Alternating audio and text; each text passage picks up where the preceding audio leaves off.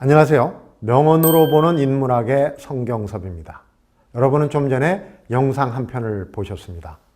나는 맞고 남은 틀리다. 이런 사람에 대해서 어떻게 생각하느냐는 질문을 했고요. 이번엔 반대로 당신은 나와 생각이 다른 누군가를 틀렸다고 한 적이 있느냐 없느냐 질문이 이어집니다. 자, 과연 나는 어떤 사람일까요? 오늘은 남 탓하지 않고 내 탓이오 하면서 살아가는 삶에 대한 얘기를 해보려고 합니다. 자, 지금 보이는 사진은 보기만 해도 군침이 도는 중화요리입니다. 그 중에서도 이 맵기로 유명한 사천요리인데요. 사천요리는 기름지지 않고 매운맛이 아주 강하죠. 그래서 중국 음식 가운데 비교적 우리 입맛에 잘 맞습니다. 사천요리. 이 본고장이 바로 사천입니다. 중국식으로는 쓰촨이라고 그러죠. 쓰촨은 편대 고향이기도 합니다. 근데 우리에게는 지진으로 더 잘 알려져 있죠. 2008년 리히터 규모 8.0의 대지진이 발생하면서 무려 10만 명에 이르는 사망 실종자가 나왔고, 또 5년 뒤에도 7.0의 강진으로 200명이 넘는 사망자가 났습니다. 쓰촨은 삼국지에도 등장합니다. 유비가 세운 촉한의 역사. 이게 쓰촨을 유비가 정벌을 한 그런 장면에 나오죠. 이 쓰촨으로 들어가는, 산으로 둘러싸인 쓰촨으로 들어가는 이 험준한 지형, 이 길을 내기 힘들어가지고 아주 깎아지는 절벽에 바위에다가 구멍을 내서 이제 사다리 형태로 길을 냈습니다. 이걸 이제 잔도라고 부르는데, 이때 이제 유비가 총나라를 정벌하기 위해서 군사를 이끌고 이 촉도라고 그러죠. 아주 구불구불한 길을 힘겹게 통과하는 이 삼국지의 한 장면이 쓰촨하면 떠오릅니다. 그런데 이 쓰촨 요리가 매운 건 이 더위와 추위가 아주 심한 그 내륙성 기후 때문에 이 기후를 이겨내기 위해서 마늘, 파, 고추 같은 향신료를 많이 쓰기 때문이라는 겁니다. 쓰촨의 이런 지리적 특성 때문에 나온 고사성어가 바로 촉견폐일, 총나라 개가 해를 보고 짖는다 이런 뜻입니다. 그도 그럴 듯이 총나라는 주변이 이제 산으로 돼 있어가지고 평원에서 넘어온 구름과 안개가 항상 사시사철 가려서 해 보기가 힘들었다고 그래요. 가끔 날씨가 어느 때 좋아가지고 해가 뜨면 사람보다도 우선 개들이 해를 이상하게 오랜만에 보니까 여기서 이제 해를 보고 막 짖는다. 그래서 촉견폐일이라는 고사성어가 나왔는데, 이 촉견폐일은 흔히 자기 자신만 아는 것처럼, 자기 자신이 말이 진리인 것처럼 우기거나 남의 의견을 아예 뭉개고 또 의심하고 비난을 일삼는 사람들, 이 촉견에 비유를 합니다. 설익은 생각으로 다른 사람들 높은 학식과 경륜을 얕잡아보고 이제 무책임한 언동을 막 늘어 놓는 이런 이제 사람들도 촉견폐일과 딱 맞아떨어지는 케이스입니다. 우리나라에도 비슷한 속담이 있어요. 달 보고 짖는 개라는 속담이 있습니다. 남의 일에 대해서 잘 알지 못하고 떠들어대거나 또 대수롭지 않은 일에 이제 공연히 놀라거나 겁을 내서 막 떠들썩하는 아주 싱거운 사람이죠. 시골길 가다 보면 달뜬 교교한 달밤에 막 개들이 짖는 소리 여러분 혹시 경험했을 겁니다.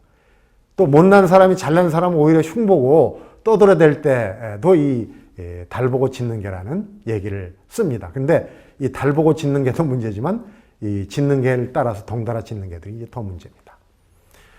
자, 촉견폐일이 공연히 남을 탓하는 것이라면 개견승천, 오늘 뭐 사자성어 좀 어려운 게 나옵니다만 개견 말 그대로 닭과 개입니다. 승천은 하늘로 올라간다는 뜻이에요.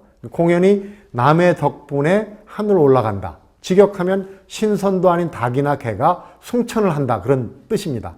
그러니까 남의 덕에 빌붙어서 권세를 누리는 걸 지칭하는 얘기입니다.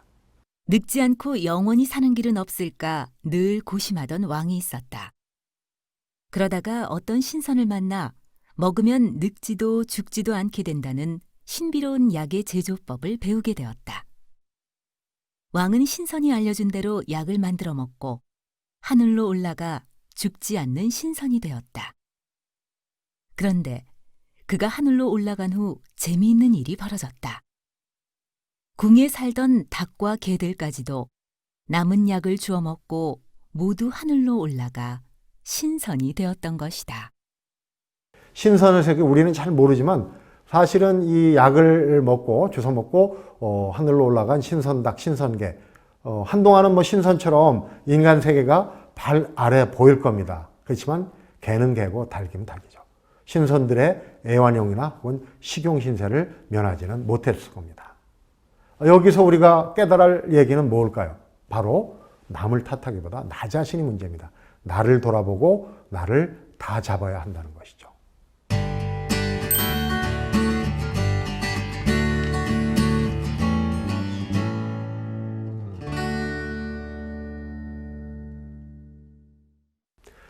촉견폐일 얘기를 하면서 반면교사로 저는 이제 안숙선 명창 얘기를 여러분과 함께 나눠보고자 합니다.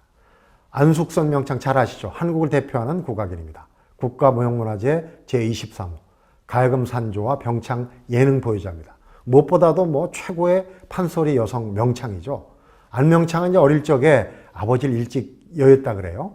어머니는 다행히 바느질 솜씨가 좋아서 삭바느질로 삼남 이녀를 키웠습니다. 가정 형편이 당연히 어렵겠죠. 그래서 어린 숙선, 어머니 한숨 푸념을 들을 때마다 정말 커서 효도를 해야 되겠다는 생각이 아주 간절했다 그럽니다. 안명창 고향이 이제 남원입니다. 남원에 가면 가보신 분들 혹시 아실지 모르지만 광안루가 있어요. 거기 춘향이 얘기 나오는. 초등학교 시절에 그 광안루에 있는 오작교를 이렇게 건너다니면서 연못 밑에 뛰어노는 잉어들을 보면서 이 물을 보면서 그랬다는 겁니다. 나도 아버지 눈을 뜨게 하기 위해서 인당수에 그냥 몸을 풍덩 던진 심청처럼 물에 뛰어들 수 있을까? 그런 효심이 지극한 소녀였죠. 바로 이제 그녀가 어린 나이에 소리꾼의 길에 접어든 것도 알고 보면 이제 가족들 생계에 조금이라도 보탬이 되고 싶었기 때문이라고 그럽니다. 근데 지금도 아담해요, 체구가. 근데 안명창 체구가 작아서 눈에 잘 띄지 않고 내성적이라 남 앞에 서기도 꺼린 그런 아주 숙기 없는 그런 어린 소녀였는데 아주 착실해서 그 국악원에 다니던 어린 시절에 어른들이 꼭 그랬다고 그럽니다. 애들 보면 숙선이 본받아라, 숙선이 본받아라. 어릴 적부터 안명창이 일찌감치 심청가하고 춘향가를 뗐어요. 근데 인터뷰하면서 그러시더라고요. 자기 겉모습은 심청에 가깝고 인당수에 뛰어들고 싶은 심청에 가깝지만 정작 속마음으로는 춘향을 흠모했다고 합니다. 로맨틱하게 자신이 가지지 못한 부분을 아주 구구절절하게 풀어내는 아주 당찬 춘향이가 되고 싶었다는 겁니다. 근데 참 체구는 열이지만 거기서 뿜어져 나오는 이제 엄청난 에너지, 아마도 마음속에 춘향에 대한 로망이 있었기 때문이 아닌가, 그런 열망의 표현이 아닌지도 모르겠습니다. 쑥대머리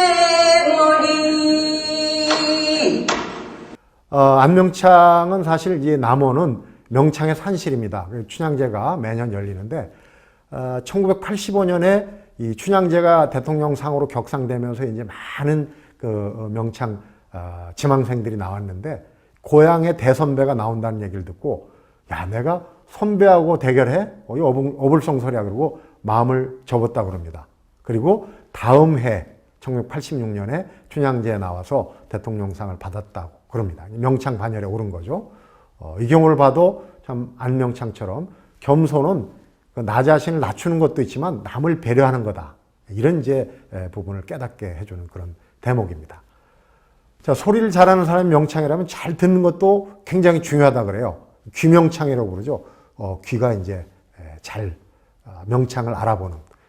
서양 음악은 공연을 할 때 보면 끝까지 박수를 다 듣고 마지막에 커튼콜도 하고 박수를 칩니다. 근데 우리는 아시다시피 중간에 얼쑤 추임새도 넣고 박수도 치고 그냥 관중하고 같이 호흡하는 게 특징이죠. 근데 안명창이 이 공연할 때마다 이 홍씨 할아버지라는 귀명창이 있었다고 합니다. 이 소리를 듣다가 안명창이 소리를 잘하잖아요. 마음에 드는 대목에는 잘한다!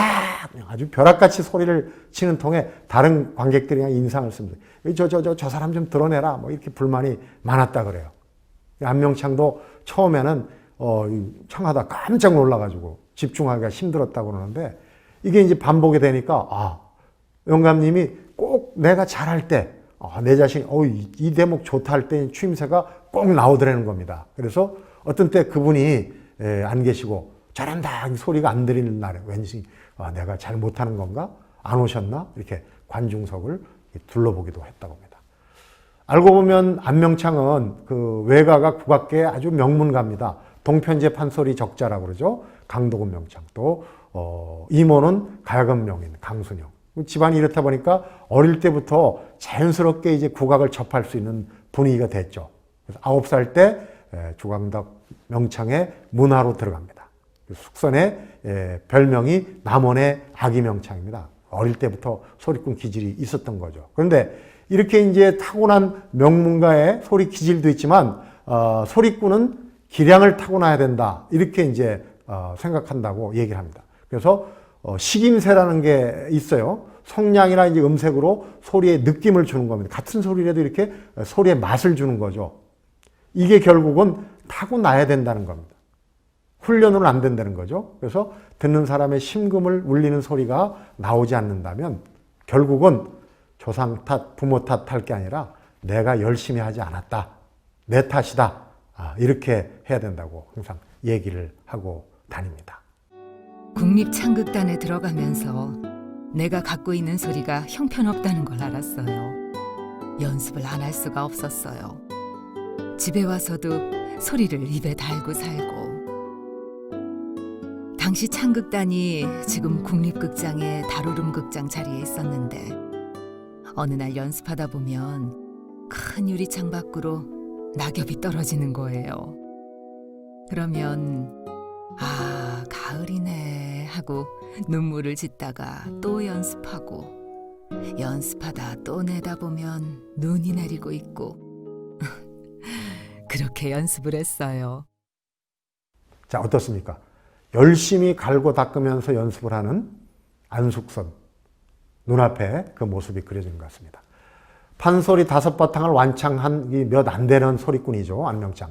근데 진정한 소리에 도달하려면 소리에 빠져서 그냥 헤어나지 못할 정도로 소리를 달고 살아야 된다고 합니다. 생각을 해보십시오. 춘향가 완창하는데 7시간 걸린다고 그래요. 심청가 6시간. 또 수궁가, 홍보가, 적벽가 뭐 서너 시간씩 하면 그야말로 이 5바탕을 다 하려면 꼬박 하루 종일이 걸립니다. 가사만 해도 엄청난 양이죠. 그래서 길을 가면서도 외우고 집안일 하면서도 외우고 소리를 아주 입에 달고 사는데 하루 이틀만 쉬어도 정말 거짓말처럼 필름이 딱 끊겨서 가사가 생각이 안 난다는 거예요. 1시간이라도 허투루 보내면 하늘이 무너진 줄 알고 그냥 연습을 했다고 합니다.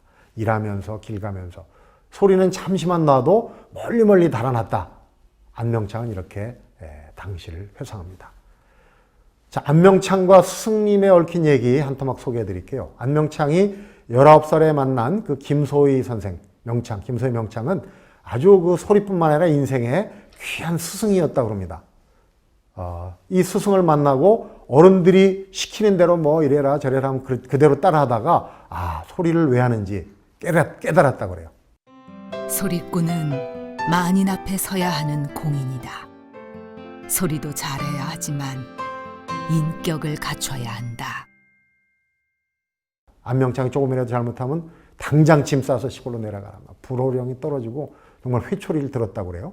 근데 이 스승님이 이제 연세가 드셔가지고 회복되지 못할 상태, 입원해 있던 시절에 아마 안명창이 딴에는 좀 멋지게 한다고 방송에서 좀 속된 말로 좀 까불까불 했던 모양입니다.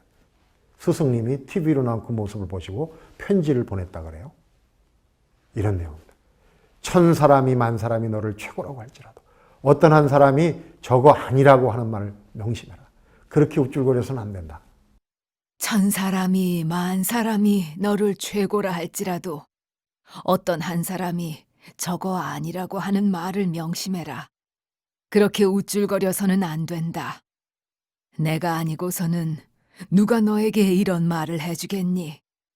어디를 잘못했는지 모르겠으면 나한테 와서 물어보거라. 안타깝게도 안숙선 명창 스승님 편지를 보낸 지 며칠 뒤에 세상을 떠나고 맙니다. 안명창은 지금도 시간이 나면 스승님의 편지를 꺼내본다고 그러는데요. 무대에서 인기를 의식해서 조금이라도 이 오버하려는 마음이 조금이라도 들면 스승님의 편지를 생각하면서 이게 아니야. 내가 가진 것만을 관객들에게 보여줘야지 하고 마음을 다지게 된다고 합니다. 스승님의 애정어린 쓴소리, 안명창의 소리뿐만 아니라 삶에 대한 자세까지도 바꾸어줬다고 볼 수가 있는 겁니다. 제가 열심히 해도 모자란데 어줍지 않게 어른들 흉내를 낸 거죠. 재담을 했거든요. 농담을 깔고. 선생님이 보시고 저 아이가 저렇게 해서는 안 되겠다 생각하신 것 같아요. 자, 여러분. 조금씩 조금씩 물이 새어져 나가는 항아리 보고 계십니다. 어떤 생각이 드시나요? 안숙선 명창은 자신이 걸어온 득음의 길을 항상 채워도 빈 공간이 생기는 항아리에 비유했습니다. 득음을 하고 도를 깨닫고 그걸로 다 됐다고 생각하면 물이 살살살살 새어나가서 빈 공간이 생긴 항아리처럼 되고 또 다시 채우고 비우기를 반복하게 된다는 겁니다. 자, 우리 인생도 그렇지 않을까요? 남 탓을 하지 않고 나를 돌아보고 내 탓을 하면서 꾸준히 나를 갈고 닦는 그런 길을 가야 할 것 같습니다. 끝으로 안숙선 명창이 이 말을 전하면서 이 시간 마무리합니다. 소리의 대선배들이 이제 소리 맛 좀 알게 되니까 나 저승에 가게 되었네 하던 말뜻을 고이를 바라보는 이제 와서야 어렴풋이 깨닫게 됐습니다.